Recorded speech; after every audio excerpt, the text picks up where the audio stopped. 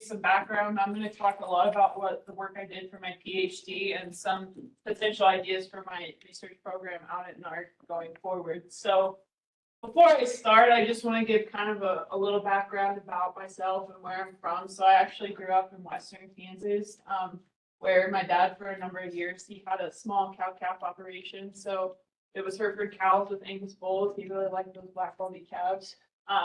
But then eventually the drought just got so bad that we couldn't afford to keep the cows around anymore. So we switched to lower goats, and that's actually what I did for forage for a few years. So, and then on top of that, my dad was also a farmer, predominantly grew winter wheat and threw in a little sort of Sudan grass every once in a while for a hay crop in order to feed those cattle. But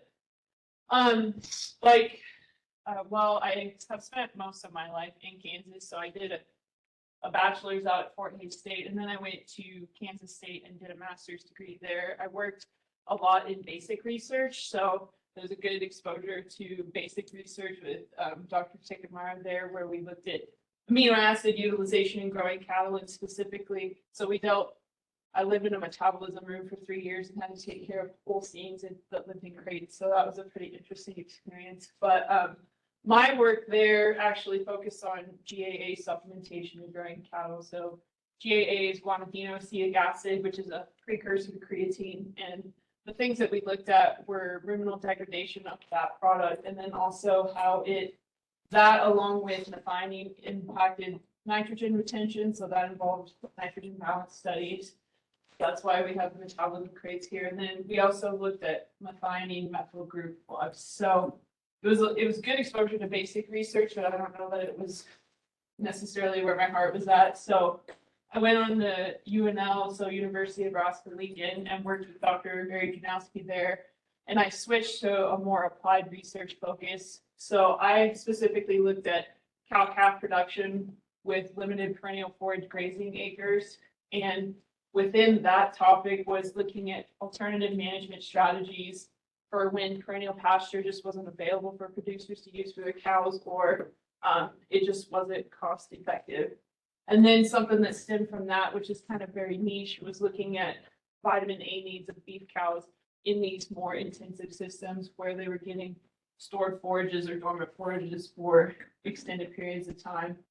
So the kind of rationale behind doing this alternative systems work was that not recently, but in this time frame of about 5 years, from 2006 to 2011, there was about 1 million acres of grassland that got converted to cropland. And where I was at Nebraska at the time. So what does that lead to? It just leads to less acres that are available for those cows to graze.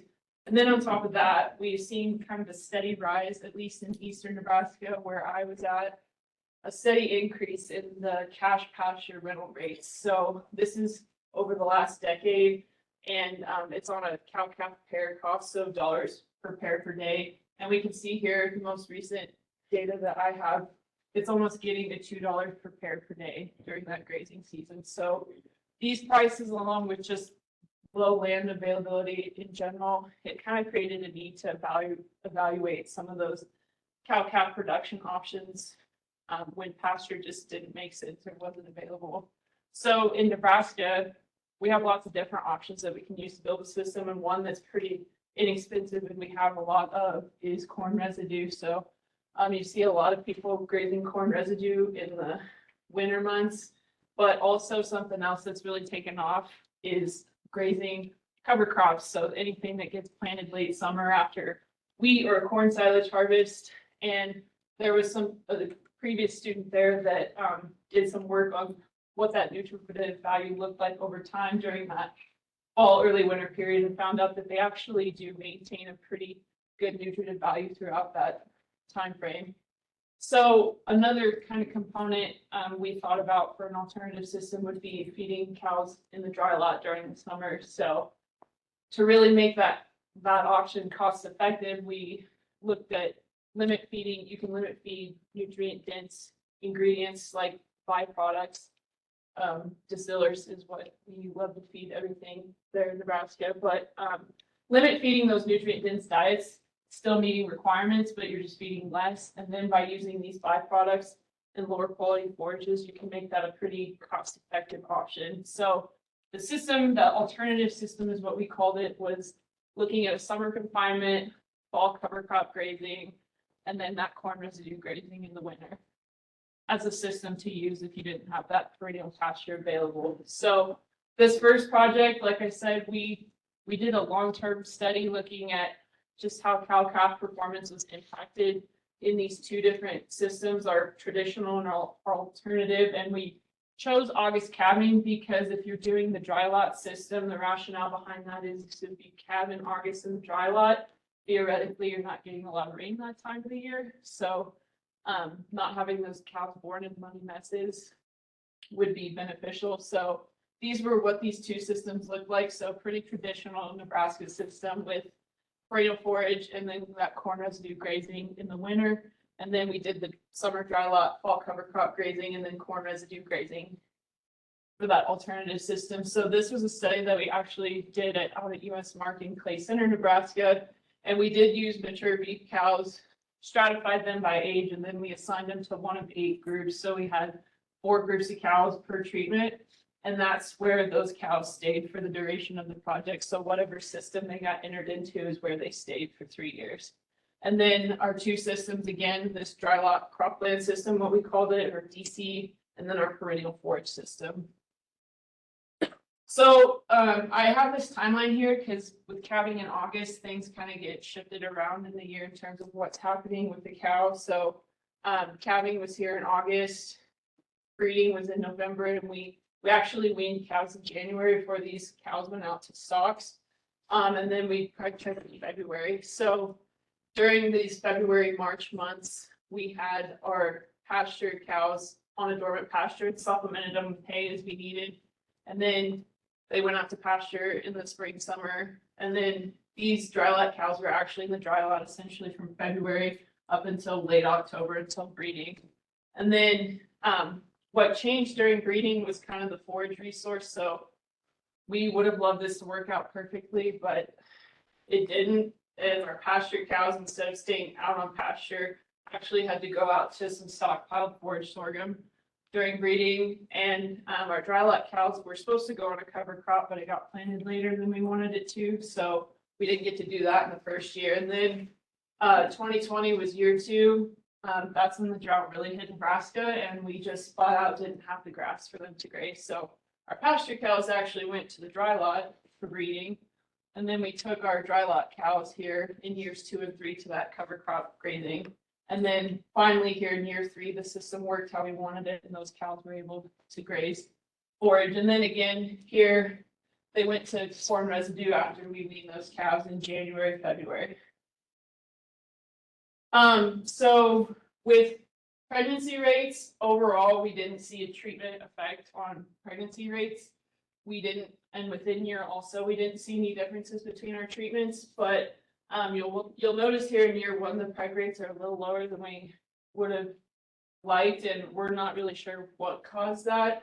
That was kind of when the drought was really starting to kick in, so that might have had something to do with it, but overall, no statistical differences in terms of pregnancy rates across years or across those treatments. When we looked at body condition score and weaning weights, though, however, we did see that treatment by time point year interaction. So I'm going to show these results kind of broken out by year here, starting with cow body condition. And here, well, at all of these time points, so pre-calving, pre-breeding, and this is, we actually body condition scored them post-weaning in year 1, but pasture cows had greater body condition at all of these time points, and they kind of decline as we move closer to weaning, which makes sense. But our dry lot cows, it's even though they had lower body condition, they never dropped below a body condition score 5, so still considered adequate condition here in this first year.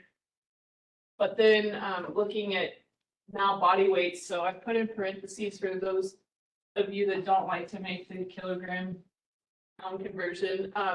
Those are what the pounds are in parentheses down here, but we actually saw that our pasture calves here had greater weaning weights here in year 1 compared to our dry lot calves, and we think that these differences that we're seeing in body weights with these cows is just due to the forage quality and quantity or feed amounts that they had access to. So these pasture calves here, they would have been out grazing summer pasture and then out on, well, out with the cows in year one on that forage sorghum. So they basically got to eat as much as they wanted to eat. But these dry lot calves here were in the dry lot. They got crete fed a little supplemental alfalfa hay, but they pretty much had access to that and maybe whatever was left over if the cows didn't eat what they got delivered in the bunk. And then they were out on this alfalfa grass mix in the first year. So that could potentially explain some of the differences that we saw here in year one, just that forage quantity and type of forage that they had access to. Body condition scores for our cows in year two here.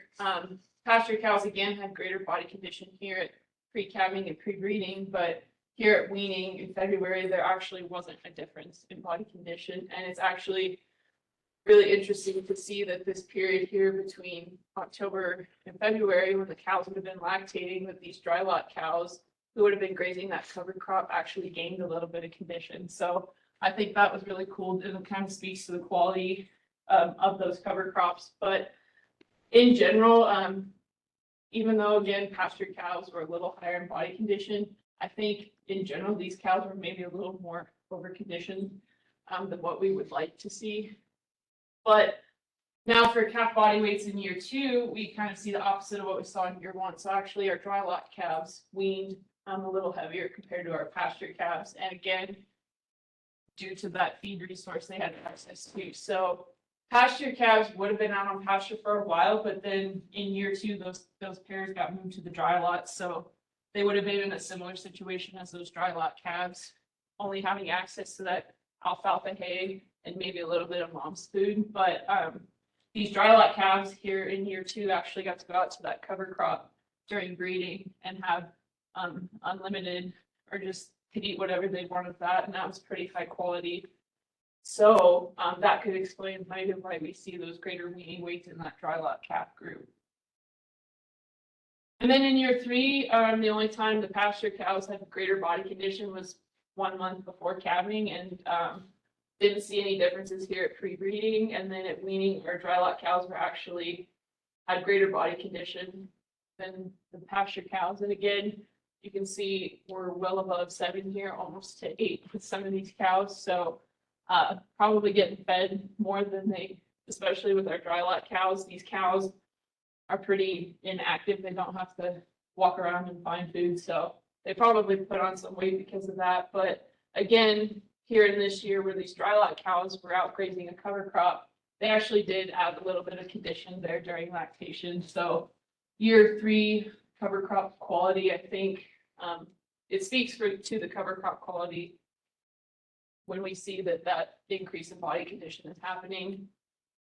And then in year three for our weaning weights for our calves, we didn't see any differences in weaning weights. And this is actually the 1 year that each of our systems worked it the way that we had intended them to. So the pasture calves were out on pasture when from calving up until they were weaned.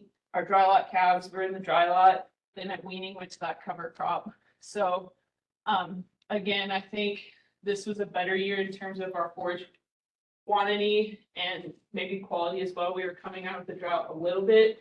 So yeah, no differences here in year three in terms of weaning weights on our calves. So long story short, we didn't really see any negative consequences in that alternative system on cow or calf performance, but something that we might need to think about with these more intensively managed cows is rethinking maybe the vitamin and mineral formulation program, and specifically with vitamin A. So it was really interesting. We took plasma samples in all of these, both of these herds. And in the first year, we noticed that plasma vitamin A was a little lower in those dry lot cows. So compared to that pasture herd, so we increased their vitamin A supplement the second year. But then we drew blood again, and we saw that actually plasma vitamin A was much lower in those dry lot cows than it had been the prior years. So that kind of set off some flags of we might have an issue here. But At the same time, we also had producers and consulting nutritionists coming to us that had observed some issues that might be caused by vitamin A deficiency. So, and it was in these more intensively managed cows that were spending a lot more time in the dry lot. So, things like stillborn calves, weak-born calves, cows being born blind, repro issues. So it kind of prompted us to go look at what the current supplemental recommendation for vitamin A is. And we went and looked it up for gestating beef cows. And it's really interesting to find that there was only 2 studies that were cited with this recommendation that were actually conducted with beef cows. And these are the dates that they were published. And when you look into these studies even further, it's really not very clear how they got this number from those 2 studies. So vitamin A, the reason it might be an issue in these more intensive systems is because fresh green forage is going to be the best source of vitamin A for those cows, and it's going to come in the form of beta carotene, which is just a precursor to vitamin A that the cow can use to make what she needs, and then any extra that she makes, she stores in her liver and uses those when dietary intake is low, such as when you're out on brown grass or you're eating stored forages. They're not really great sources of vitamin A. And in fact, even if you get a really good green hay, the beta carotene content of fresh green forage is still going to be 14 times higher compared to that hay. And that's because things like the stage of maturity you harvest the forage at, heat, light, and just the storage time in general are all going to be things that degrade that vitamin A. So, and if you were happen to feed like a TMR or a mixed ration, those grains and those grain byproducts aren't going to provide much vitamin A for those cows either. So another thing that's concerning with vitamin A is that calves are born vitamin A deficient essentially, and that's because there really isn't a lot of placental transfer of that vitamin. So they're going to really rely on colostrum at birth to supply the vitamin A that they need. And actually, one of the first places you might see a deficiency pop up in your herd is going to be with calf health. So that's because vitamin A plays a huge role, not only in just proper immune system function in general, but it's really important for maintaining epithelial integrity, and especially in those GI and respiratory tracts. You know, the majority of our immune system is in our guts. So if they might be vitamin A deficient, then that could increase their risk for some health issues early on in life. So our theory was if we had a cow that was deficient, that would lead to maybe low vitamin A levels in colostrum, which could then lead to a vitamin A deficient calf and then result in some potential calf health issues. So why were we interested in studying it? Well, like I said, the most recent study was done in 1970, and there really haven't been any changes to this current recommendation since it got established in 1976. And I would argue that things have changed quite a bit in terms of how we have genetics, growth potential, and just how we manage these cows. So because of that, we just don't have like any recent data available to make supplemental recommendations for these modern beef cows in these modern production systems or in a variety of production systems. And also, there isn't any research in beef cows that I know of that indicates an amount of supplemental vitamin A that you need to feed her to ensure that the calf also has adequate vitamin A status. So the 2 big questions we were looking at here was, well, how does cow vitamin A status impact calf status, but also how does the supplemental amount affect cow status and the status of her calf? And we were particularly interested in those systems where they were on stored forage diets or in those more intensive systems, didn't have a lot of access to green grass for extended periods of time. So this first study that we did, I did this out at US Mark as well, was just looking at that relationship between plasma and liver retinol, which is the circulating form of vitamin A or storage form of vitamin A in the beef cow and her calf. And that's because, so there's 2 ways to figure out vitamin A status. There's plasma and there's liver samples. Plasma is relatively easy sample to get, but the problem with that is that plasma vitamin A doesn't really change much over a wide range of liver retinol concentrations. And that's because it's under homeostatic regulation. So it's not going to fluctuate that much. unless we have liver retinol that tanks or it's our storage capacity of the liver is exceeded. But with liver samples, that's where 90% of the body's vitamin A is stored. So, and it's something that fluctuates with dietary intake, unlike a plasma sample does. So, this was a sample, in my opinion, that gives you a better picture of where that cow is at in real time, whereas plasma essentially tells you if you're okay or you're really not okay. So for this study, we used mature beef cows, and we started supplementing them in mid-gestation. These were cows that, these are not the cows we used, by the way. I just wasn't allowed to use the picture of my cows for the Kaylin Gates, but we fed them in Kaylin Gates, so that's why that picture's there. But these cows that came in, we started supplementing them in December, so they were grazing prior to coming onto this project, and this is what their initial liver vitamin A concentration looked like. So anything that's above 300 micrograms per gram is considered adequate. So these cows were pretty good status coming in. And we did feed them for 144 days in these Kaylin Gates. So 111 days pre-calving and then all the way to 32 days post-calving. So this is what their diet looked like. So not very green. We had, it was, majority of it was alfalfa grass hay with a little bit of corn silage, and then that supplemental pellet that provided the vitamins and minerals. And their basal, so the amount they were getting from their diet was about 4,500 IUs per day. So in the grand scheme of things, not very much vitamin A coming from this basal diet. But then we had 30 cows that ended up receiving about 9,600 IUs per day of supplemental vitamin A, and then 90 receiving about 25,000 IUs per day of vitamin A. So I do want to point out again what the current recommendation is. So we assume that these cows were 1,300 pound cows consuming 2% of their body weight in dry matter per day. So that's how we arrived at this 33,000 IUs per day number. And this is again for supplemental and not total vitamin A. You probably noticed the levels in the current study are lower than that. So I just wanted to point that out. They're about 1/3 and 2/3 of the current recommendation. And we did take liver biopsies on all of these cows and calves at 32 days post-calving too. And we did plasma samples as well on all of these cows and calves. So this is what we gathered from all of our samples. Again, these are 32 days post-calving, but I do have as a reference point what we consider adequate based on current diagnostic, what the diagnostic labs use. So our cows, our average plasma concentration was a little lower than what the minimum is considered adequate, which didn't really concern us that much. And you can see their liver concentrations as well fall well within this adequate range. And I put this up here just to show you that these cows did lose liver stores over the duration of the study, but they were still considered to be adequate towards the end of that study period.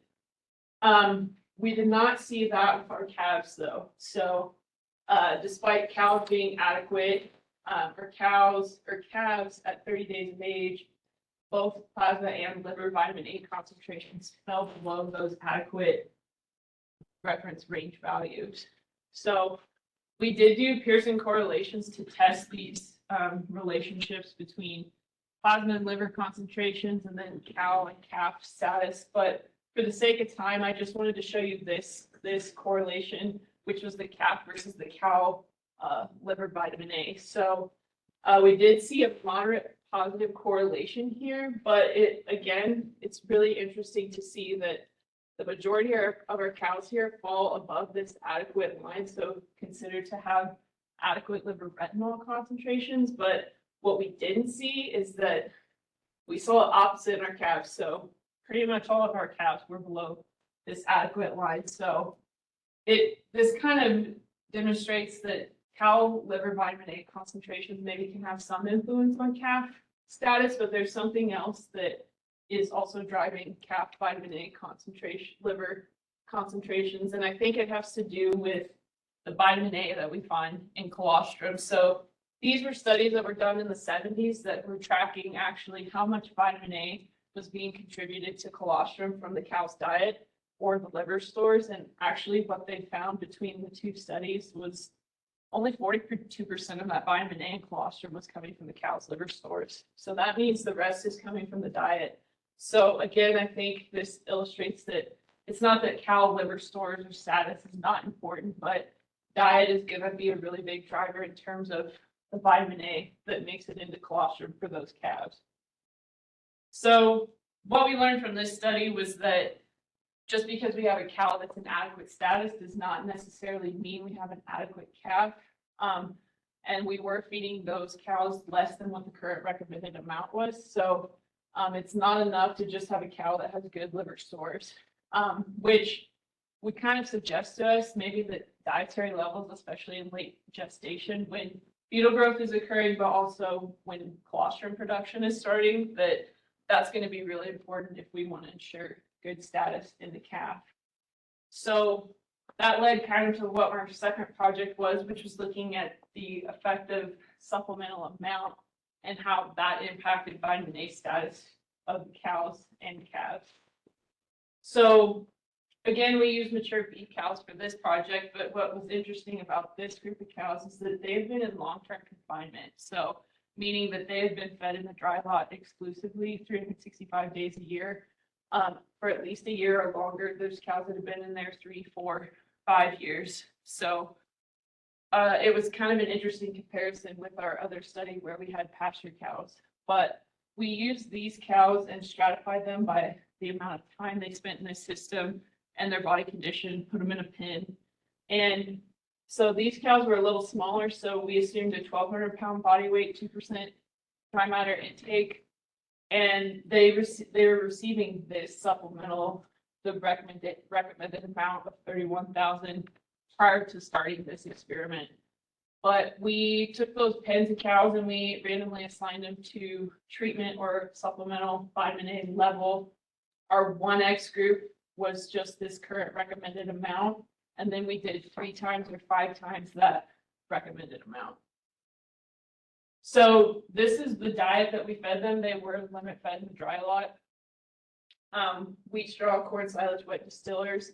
And this is just to kind of illustrate that as we moved from gestation into lactation here, that we're reducing the amount of wheat straw and up in the corn silage and wet distillers just to kind of account for those added energy needs that come with lactation, but also because wheat straw is a fairly bulky ingredient and we needed to be able to have the feed fit into the bunks and not spill out. So that was kind of why we did that. But this is what their diet looked like. So again, it's not very green at all. This average dietary vitamin A concentration was 21,000 IUs per day. So a little bit higher than what we saw in the first study. But again, we provided this vitamin A as retinol acetate, but we delivered the vitamin A supplement daily with a micronutrient machine versus the other study where we did it in a pellet. And we delivered their respective treatment amounts of vitamin A daily. And this study, we took multiple liver biopsies just to track status change. So liver vitamin A concentrations over time. So we took 4 total samples on all cows. Our first one being here about 3 weeks before we started supplementing. And then our second one here at the start of late gestation. And then the third one about a month before calving. And then this last one here, we actually sampled all the cows and the calves approximately 30-40 days post-calving to get an idea of status on those calves. So when we look at cow liver retinol concentrations and how those changed over time with those groups. So our 1X is these black circles, the 3X is the red squares, and our triangles are the 5X group. But so these cows, like I said, they've been in long-term confinement, so not surprising to see that all of them started out with liver retinol or vitamin A concentrations that were well below adequate. And then 40 days, so 40 days in, we start to see those 3X and 5X cows start to increase their liver retinol concentrations just a little bit.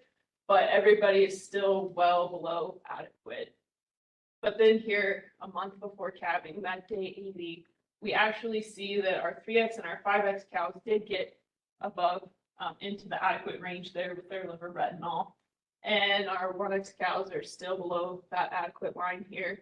And then we moved into, 32 days post-calving, and those concentrations continue to increase over time. But what was interesting is that this 1X group here, they didn't lose or gain any liver vitamin A. They just essentially maintained their liver retinol stores. But just this does show that, yeah, supplemental level definitely does have an effect on the liver retinol concentrations. And again, these 1X cows were being supplemented that currently recommended amount. And we see something similar here when we looked at calf liver retinol concentration. So this again was around 32 days post-calving, and those calves that came from our 1X cows were actually well below where they should have been to be considered adequate. So they were sitting about on average 50 micrograms per gram of dry matter. But when we look at those calves that came from cows on those 3X or 5X treatments, we do see that they were able to hop up into that adequate liver vitamin A range. So again, this kind of does suggest also that maybe this currently recommended amount isn't appropriate to get cows or calves up to adequate status, but also that cow vitamin A supplementation can have an impact on calf vitamin A status, at least at this 30 days beige, like we saw. So I thought it would be interesting to see how our recommendations kind of stack up with other publications. So I went and looked at actually the small ruminant NRC and the ruminant Speer, which is kind of like an Australian NRC. Just to kind of show how, and I scaled them to what a 1,200-pound cow would require. So again, this is just a supplemental amount, what our current NASEM recommendation is. But if we look at what the total amounts they suggest for vitamin A for these late gestation ewes or the pregnant heifers and cows, that it's a little lower than this 3X level, but it kind of suggests that maybe we need to reevaluate or adjust at least our supplemental amount to account for increased vitamin A needs during late gestation, or if we're thinking about offspring and offspring health or things like that. So again, this current NASEM recommendation, it didn't result in liver retinol concentrations that we saw to be adequate for either the cows or their calves.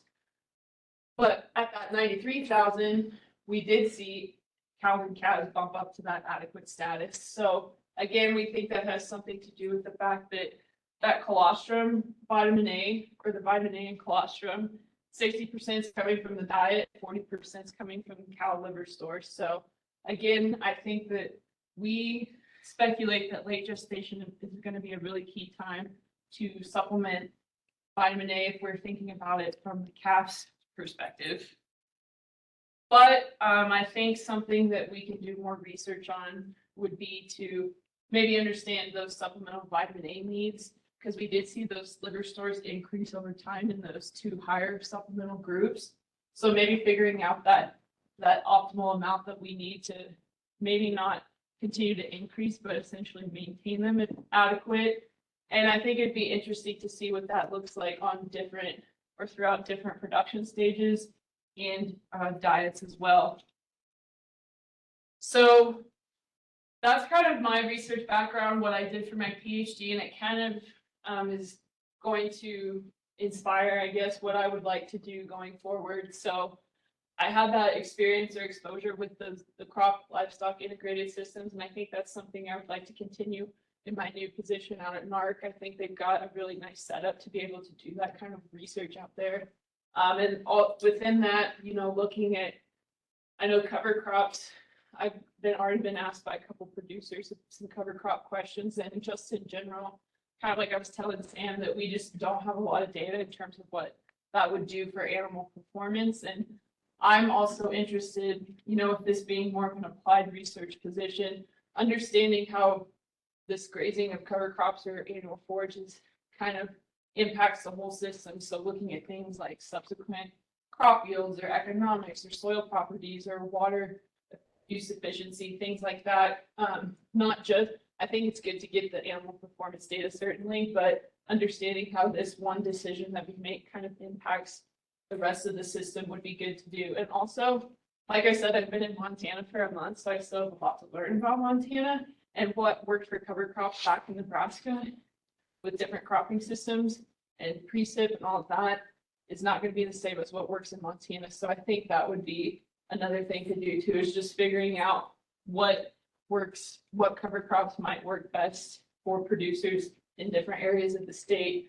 The vitamin A research is something I never thought I would do for my PhD. It's kind of a full 360 of what I did for my master's, but it's something that I'm really excited about because there isn't a lot of stuff out there on it. And I think based off that last project I showed you, I think the next step is maybe looking at how the duration of supplementation and supplemental amount interact and affect cow and calf status. Because, you know, like I said, maybe we don't need to supplement for the entire duration of mid-gestation or through gestation, I guess, because we saw those increases in liver stores. So maybe there's an optimal time and amount that we can pinpoint to maybe more strategically supplement that. But I also would be interested in understanding how cow supplementation might affect calf health or performance. You know, I talked a lot about how vitamin A is super important for calf health, but honestly, I'm not an immunologist. I don't have that background. So I'd obviously be looking to collaborate with someone to work on that. But I think it is something that it's done a little bit of work in the dairy side, but I think we just have a lot of stuff missing on the beef side in terms of vitamin A and how that would impact calf health or performance, maybe perhaps other ways of finishing as well. And something that I have gotten a lot of questions about, I went on an extension trip last week and I was talking with producers and they were asking me about difference between injections and in-feed supplements and would an injection be a good substitute in late gestation to give the cow that would also benefit the calf? And I honestly have no idea. There isn't a ton of data out there in general on how injections impact status and less about how it would, or nothing, I guess, on how it would affect calf status. So I think that would be an interesting comparison to make as well, to see if giving an injection, because a lot of people bring their cows in, you know, around that late gestation time frame off a range. So they were asking if they could just give an injection while they're running cows through instead of putting it in the feed. So again, I think these are just some areas I'd like to go going forward, but obviously I'm open to do just about anything. Darren has a really, and I also too, like I love to collaborate with people, and we've got the cattle and the cropland up there. So I guess this is just an invitation that I'm pretty open to work with anyone. And if anybody's got any good ideas and needs the facilities or the cattle, I'm more than willing to work. Well, I mean, he told me he's always willing to find a way to make things work for people. So that's kind of, I guess, one of my goals. And that's kind of was a draw to this job actually, is that I think there's a lot of good collaboration that happens, not only within the department, but across research centers and other departments or within the college bag. So I'm just looking to apply the background and experiences that I have, which would be cow-calf nutrition and management, and some of that basic research experience. Granted, it's all been in the Midwest, so I have a little bit to learn about that in Montana. But again, I'm really looking forward to getting some expertise or insight and work with others and collaborate. So whether that's with animal science faculty here on campus, interdisciplinary, especially if I'm interested in doing some of that whole systems work, working with plant science, definitely economics. That's a big component. I think that's important to integrate into applied work, and also across the research stations, and then utilizing our extension agents and our advisory boards. You know, they're out there every day and seeing what's going on. So just talking to them, I think I could learn a lot and maybe get some good ideas for research that way too.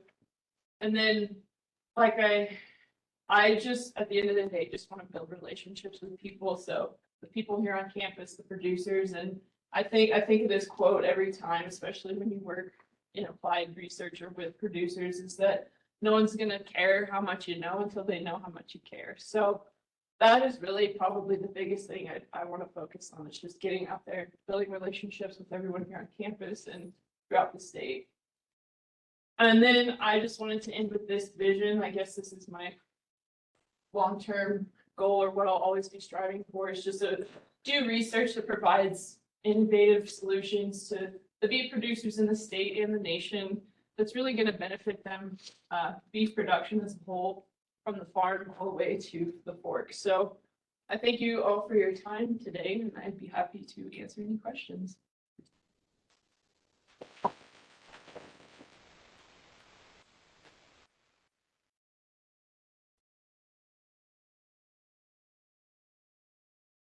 Not everybody will.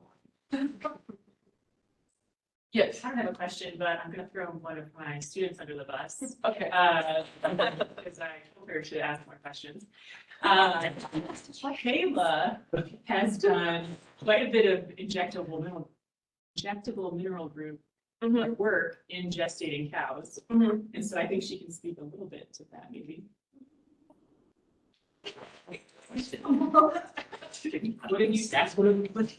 What have you seen? Your data?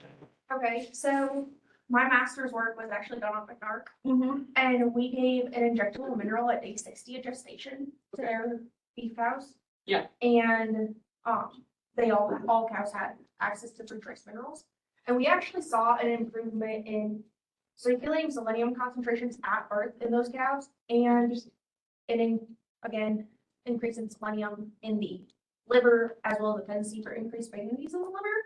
Okay. So it's kind of interesting because you talked about how not supplementing throughout gestation and maybe focusing in on one time point of gestation, and you really talked about late gestation. Mhm. But I'm more curious, would you see better results in the calf on vitamin A concentrations to be adequate in that calf if you supplemented it during early gestation versus late? So that's an interesting, so vitamin A, it's kind of acts like a lot of our trace minerals. They can be a lot of different places and have a lot of different roles. And actually, the vitamin A actually plays a pretty important role in reproduction, and depending on the severity of a deficiency, it actually might be more beneficial from the cow side of things, because depending on how severe that deficiency is, I mean, we could have early term abortions, mid-term abortions, fetal resorption, or even if it's bad enough, the tissue lining in the reproductive tract can be so badly damaged from a deficiency that they're not even going to breed. So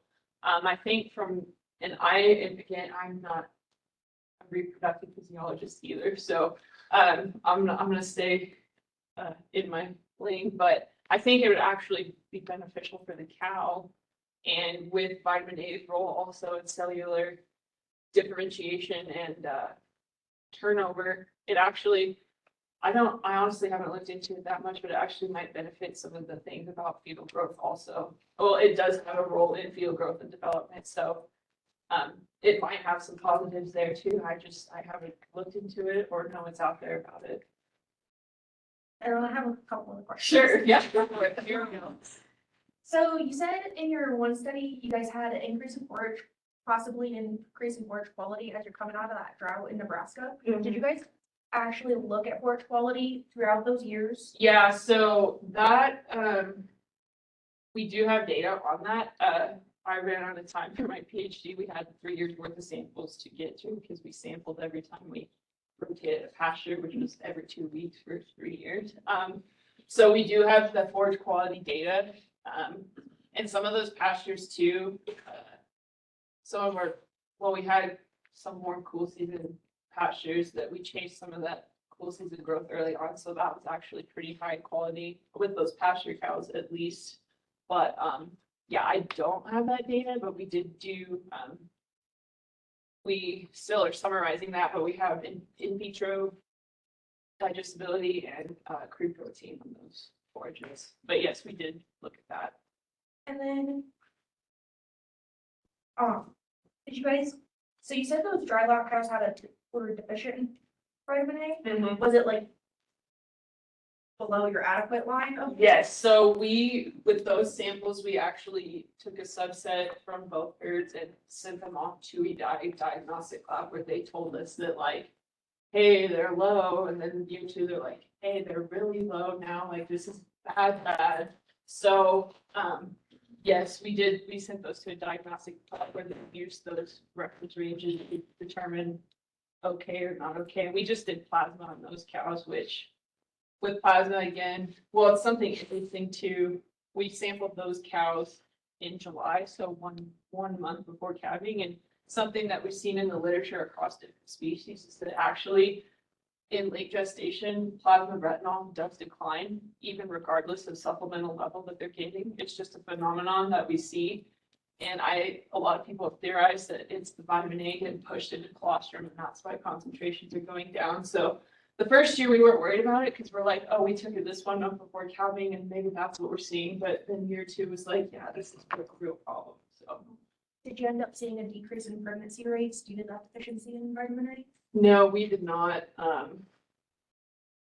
The first year pregnancy rates were a little rough, but again, that's kind of when the drought was kind of going from bad to worse, so that might have had something to do across the board, but I can't really speculate. We have no idea why preg rates were lower than what we would have anticipated in that first year. Good questions.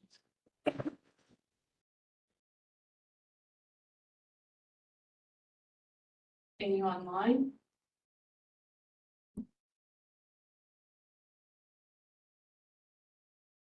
Any other questions for Hannah? Come on, grad students. Guys are most of the room today. You can tell me not one of you have a question. No, it's not. Oh, no. Awesome question. So that second year was when you saw those really extreme vitamin A deficiencies, assuming that's because of the drought. Yeah, and it was in those dry lots, so our pasture cows actually were fine. Okay. We had their supplement, we didn't change their supplement at all, but it was those dry lot cows, especially in the second year, that were really tanking. Okay, yeah. So probably like the vitamin A supplementation will be more relevant for those cows that are on like a closed.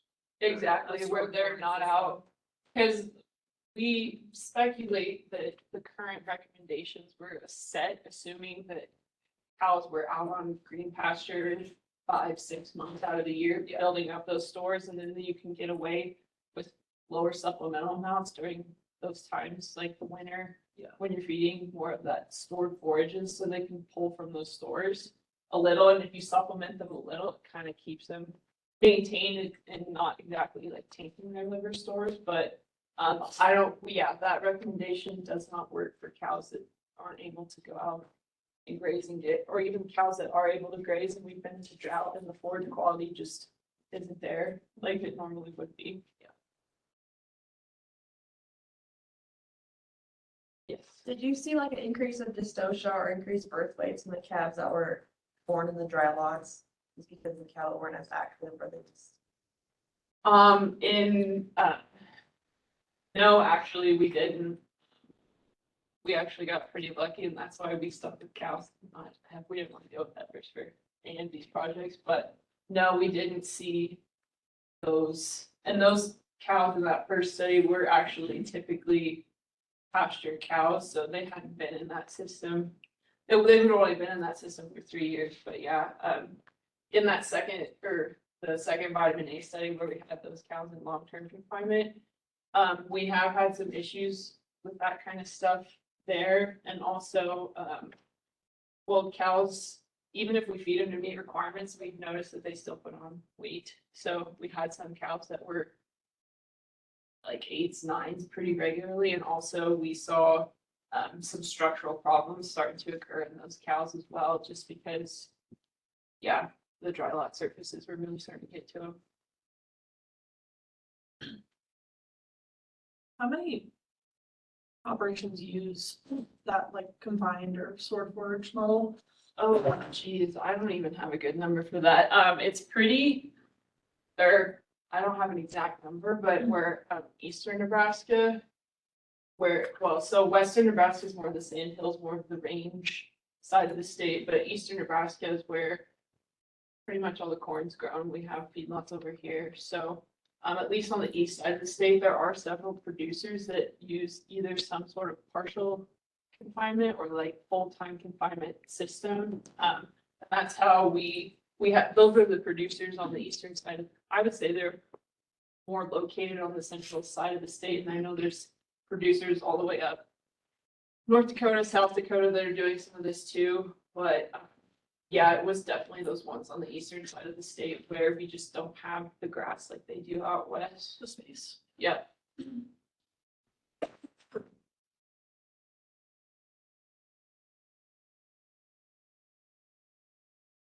Other questions for Hannah? Yes. Thanks for your talk. Yeah.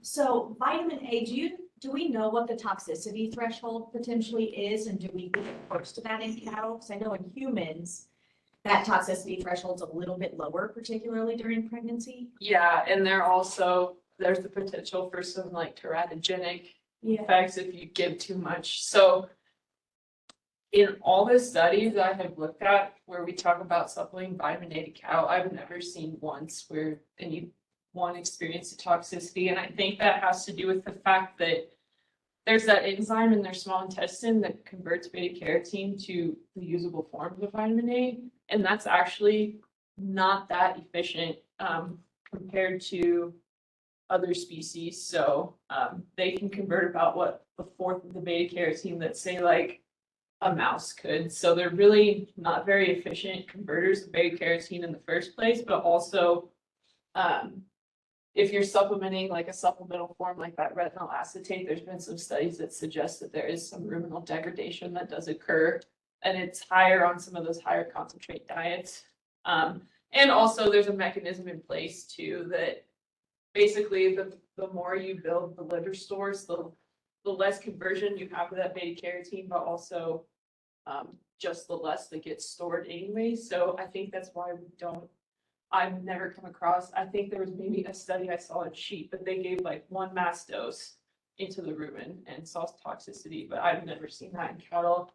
I've never seen, they have a threshold that they list, but I've seen some studies where they're feeding like 1 million IUs per day and like not seeing anything happen. So, yeah.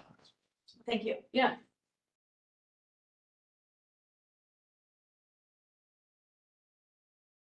All right, let's thank Hannah and Nick.